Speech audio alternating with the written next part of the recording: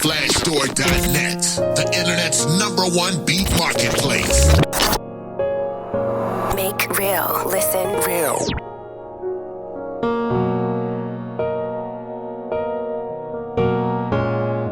What's good, y'all? My name is Dylan Graham, better known as DG Beats, and I am a music producer.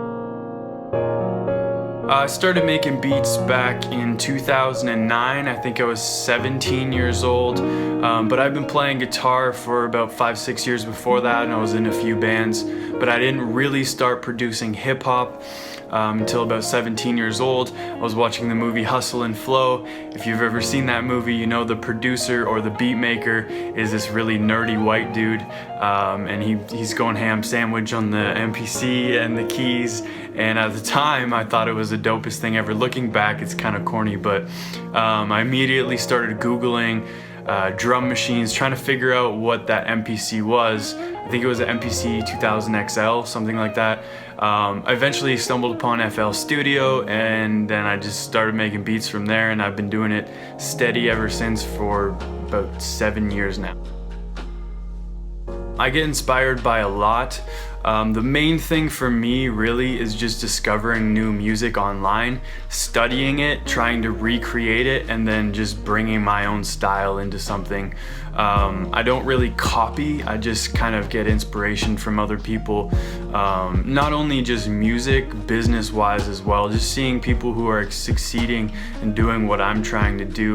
That really inspires me. I also get inspired by a lot of other things. I'm in the gym a lot, hiking, running, meeting new people, traveling. I get inspired by it so much, but the main thing as far as just making beats is just finding new music.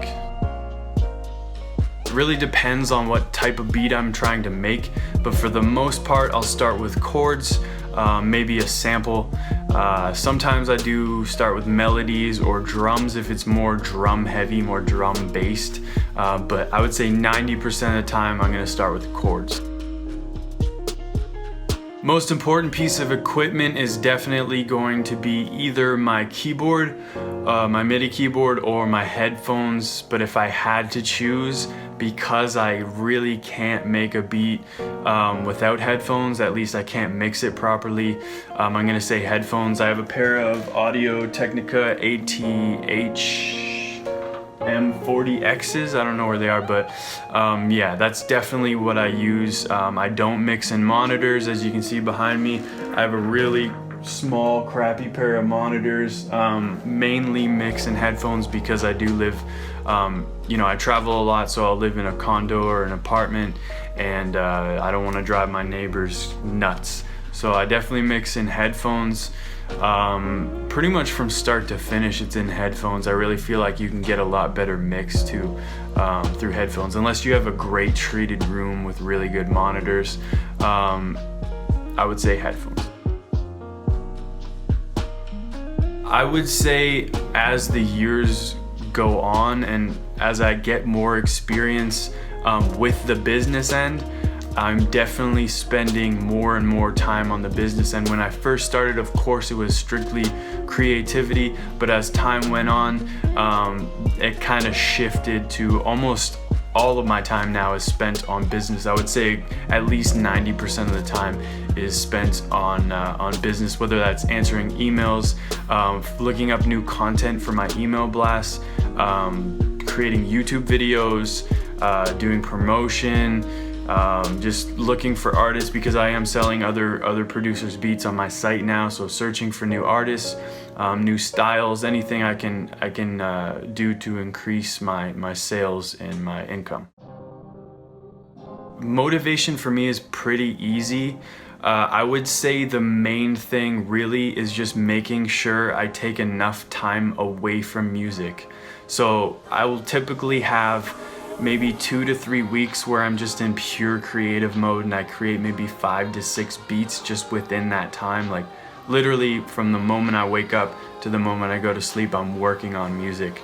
It's not always like that, but that's kind of how it goes. And then maybe I'll take 2, 3, 4 days off, spend a little bit more time getting outside, hanging out with friends, typical stuff, going to bars, just having a good time, and just trying to forget about the music as much as I can, because if you're self-employed, you know what I mean.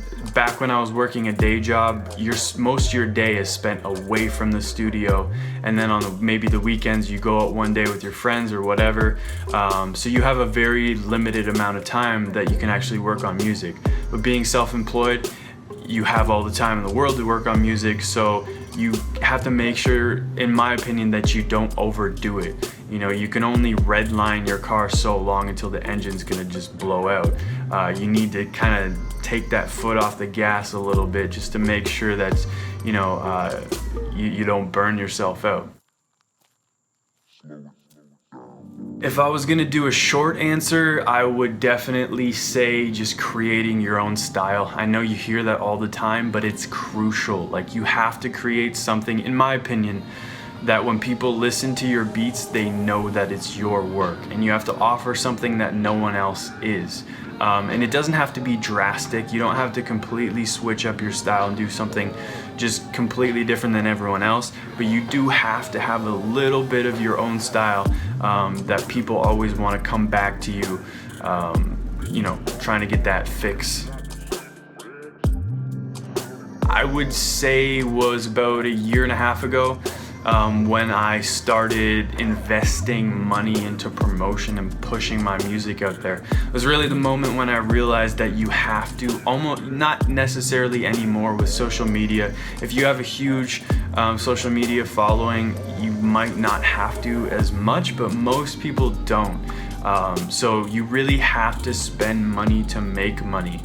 Any small business even, you have to spend money to make money. You have to push your stuff out there. If no one hears it, no one's gonna buy it. So make sure that you're investing as much as you can, even if you can only afford $10 a week on promotion.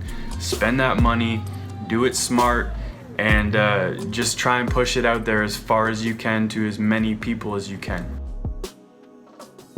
Again, it's just gonna be trying to have my own sound. Definitely sound selection is a really big thing. Make sure that you're using sounds that other producers don't use. And if you are using sounds that other producers use, make sure you use it in a different way.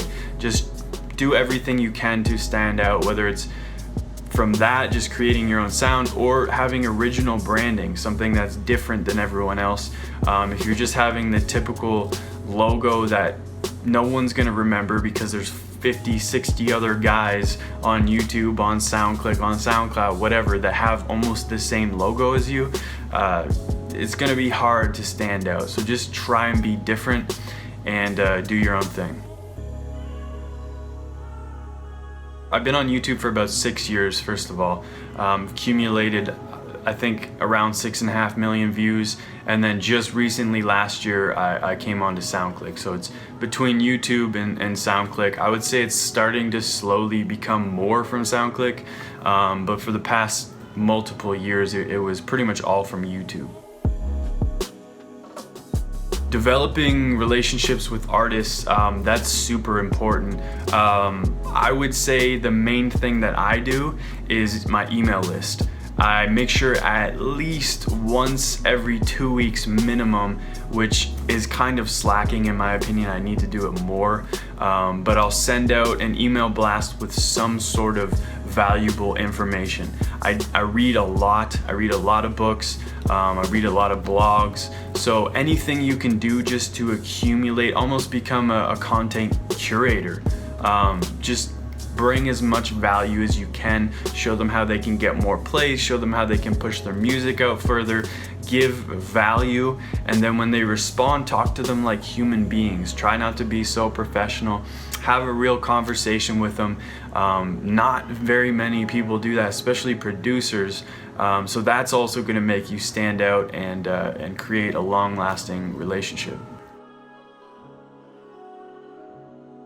I don't know if I could do really one because it's hard. I would say it would be accumulation of, again, create your own sound, original branding, spend money to make money, and make sure you keep up with the customers that you already have so they don't forget about you.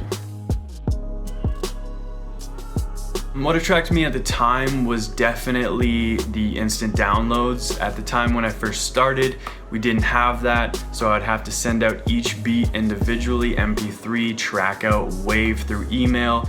Sometimes people would have to wait 24 hours. If I wasn't near my computer, sometimes it was even up to 2 to 3 days. So the instant downloads were definitely a big thing for me. Using myFlashStore has impacted my business massively. To be honest, it's on my Soundclick, on my official website. I have direct links from my YouTube going just straight to the myFlashStore player. So it's really been everything, to be honest with you. It's pretty much the heart and soul of my entire online business selling beats. Right now, I'm just trying to diversify and bring in as many different sources of traffic to my website as possible. I'm reaching out to other music producers. I'm starting to sell other people's beats on my website, as well as I'm creating different companies. We have a drum kit site coming out soon, as well as a clothing line. So I'm just trying to diversify, put my eggs in different baskets, not have them all in one. It's meant everything, literally. The main goal for any musician, producer, artist, whatever, is to be self-sufficient and to make a living off their music, right? So I've achieved that and I couldn't be any happier. It's a lot of freedom. I can travel whenever I want, wherever I want. I make a lot more money than I was working a horrible day job that I hated. So it's literally meant everything to me, and I couldn't be any happier. The main piece of advice I would give to other producers is just stay consistent. Whether you've been producing for 1 year or 10 years, eventually you're gonna get that break, and eventually you're gonna make it, so to say. You just have to stay consistent, and when you do start to get those little breaks, you start to bring in a little bit of money, maybe you have a lot more traffic that specific week than you normally do, that is a sign that you need to start working harder.